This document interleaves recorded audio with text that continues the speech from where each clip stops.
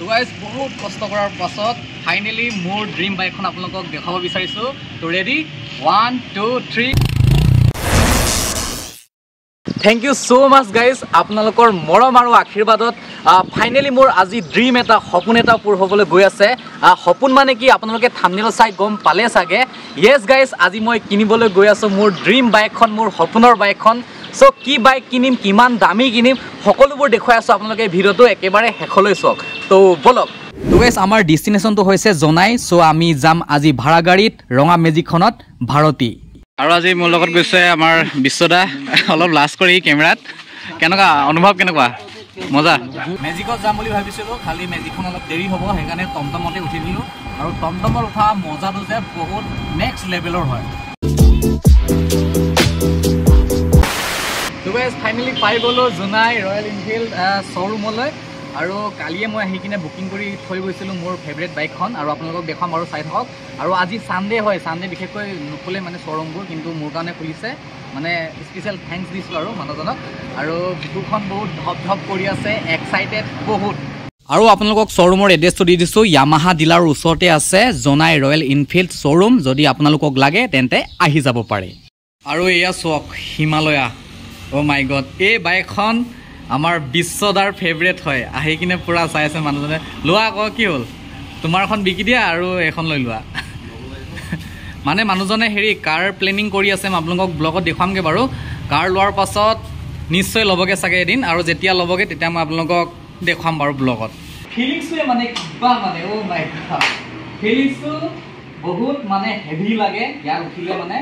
আৰু নাজানো ঢুকি পাম নে নাপাম।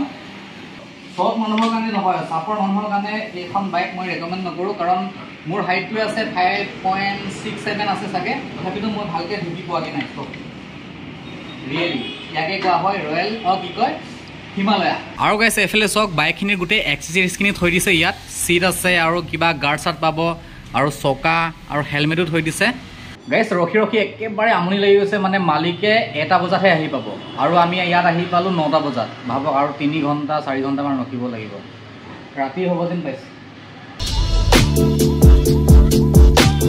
2000 years later. গাইছ প্ৰায় 4 ঘণ্টা ৱেইট কৰাৰ পাছত বৰ্তমান মানুহজন আহি পাইছে। চ' এতিয়া গৈ কিনে অকণমান চাইন টাইন দিব লাগে, পেপাৰ হেৰি কৰিব লাগে, তৈয়াৰী কৰিব লাগে, তাৰপিছত বাইকখন আপোনালোকক দেখুৱাই আছোঁ।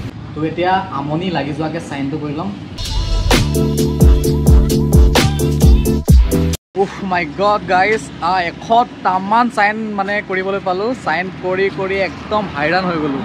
তো গাইজ বহুত কষ্ট কৰাৰ পাছত ফাইনেলি মোৰ ড্ৰিম বাইকখন আপোনালোকক দেখাব বিচাৰিছোঁ। তো ৰেডি 1 2 3 গ'। এইখন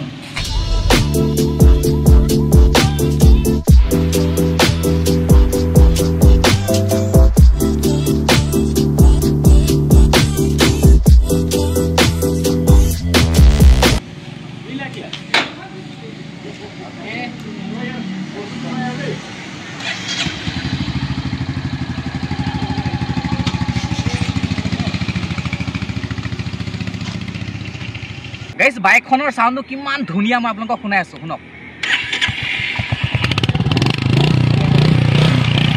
বহুত বঢ়িয়া, গাড়ীখন চলাই বহুত ভাল লাগে। কিন্তু মোৰ ফালৰ পৰা এটা কমপ্লেইন আছে, মই কোম্পানীক কমপ্লেইন কৰিব বিচাৰোঁ। মানে গাড়ীখন ইমান বেছি দাম লৈছে, 2 লাখৰ ওপৰত লৈছে, কিন্তু একো এক্সেচৰিজ দিয়া নাই। আহকচোন, ইয়াত একো গাৰ্ড চাৰ্ড দিয়া নাই, লেংচা কৰি একেবাৰে পঠিয়াই দিছে। মানে ইয়াত সৰু এটা গাৰ্ড হ'লেও দিব পাৰিলে হয়, লেগ গাৰ্ড। আৰু আইনাখনটো চাওক কেনেকুৱা আইনা। আৰু আপোনালোকে চাব পাৰে, এইটো হেলমেট দিছে ফ্ৰীকৈ, ইয়াৰ লগত দিছে, কিন্তু একেবাৰে এইটো কোমোৰাটোৰ নিচিনা দেখিছেনে? একো মানে কোৱালিটি ভাল নহয়। আৰু চাওক দিছে আইনাখন লগত দিব লাগে, চাওক আইনাখনো দিয়া নাই। মানে এই বস্তুটো মোক মানে বহুত বেছি প্ৰব্লেম লাগিলে। আৰু বাকী গাড়ীখনৰ পাৱাৰ কিন্তু বহুত হেভি। নেক্সট ভিডিঅ'ত মই আপোনালোকক দেখুৱাম ইয়াৰ মানে পাৱাৰ কিমান বা দাম কিমান, মাইলেজ কিমান যায়, গোটেইখিনি ভিডিঅ' মই ব্লগ বনাই কিনে আপোনালোকক দেখুৱাম, আপডেট দিম। আৰু চলাই বহুত ভাল লাগিছে, আৰু আজি বহুত ভাল লাগিছে। আৰু আপোনালোকক স্পেচিয়েলি মই থেংকছ দিব বিচাৰোঁ, কাৰণ আপোনালোকৰ মৰম আৰু আশীৰ্বাদত আজি মই মোৰ ড্ৰিম বাইকখন কিনিব পাৰিলোঁ। চ' এনেকৈ আপোনালোকে সদায় মৰম আৰু ছাপোৰ্ট কৰি যাব। আৰু আশা কৰোঁ ভৱিষ্যতত আপোনালোকৰ মৰম আৰু আশীৰ্বাদত এদিন মই ফ্লাইট কিনিম, ফ্লাইট। চৰি, এনে ধেমালি কৰিছোঁ। আৰু বাকী বহুত ভাল লাগিছে চলাই ভাল লাগিছে বাকী এক্সেসৰিজখিনি নিজে লগাবগৈ লাগিব আৰু মডিফিকেশ্যন বহুত আছে সেইখিনি পাছত মই কৰিম আৰু হ'ব দেখুৱাম নেক্সট এটা ভিডিঅ'ত লগ পামগৈ আকৌ আৰু ইয়াৰ ব্লগ আহি আছে নেক্সট ভিডিঅ'ত okay bye bye thank you so' much